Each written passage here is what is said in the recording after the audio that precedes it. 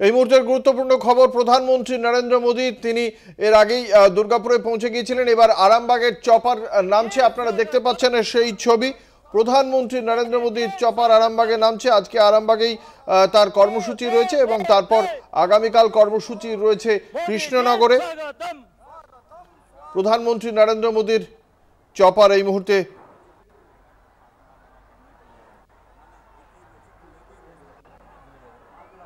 বাংলায় এসে আজকে প্রধানমন্ত্রী নরেন্দ্র মোদী কি বার্তা দেন সেদিকেই সকলে তাকিয়ে রয়েছে।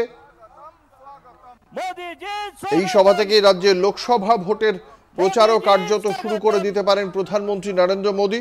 ফলে সেই প্রচারের সুর কি হবে আজকে তার ইঙ্গিতই মিলতে পারে প্রধানমন্ত্রীর ভাষণে।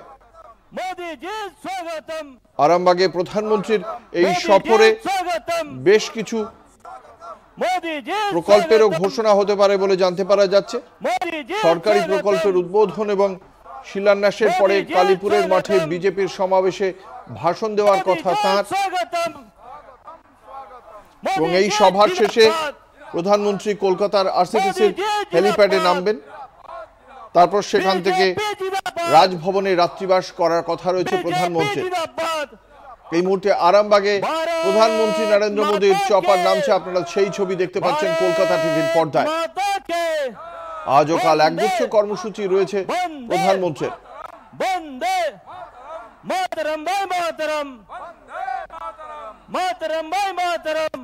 হুগলির আরামবাগে প্রধানমন্ত্রীর সভায় উপস্থিত রয়েছেন রাজ্য বিজেপির নেতৃত্ব। নির্ধারিত সময় ছিল বেলা বিকেল ৩টে এবং ঠিক এই মুহূর্তে ৩টের সময় তার আরামবাগে পৌঁছে গেল প্রধানমন্ত্রী নরেন্দ্র মোদীর চপার।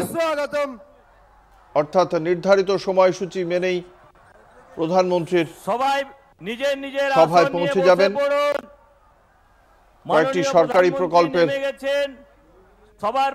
ঘোষণা এবং শিলান্যাসের পর আরামবাগের কালীপুরের মাঠে বিজেপির সমাবেশে যোগ দেবেন প্রধানমন্ত্রী।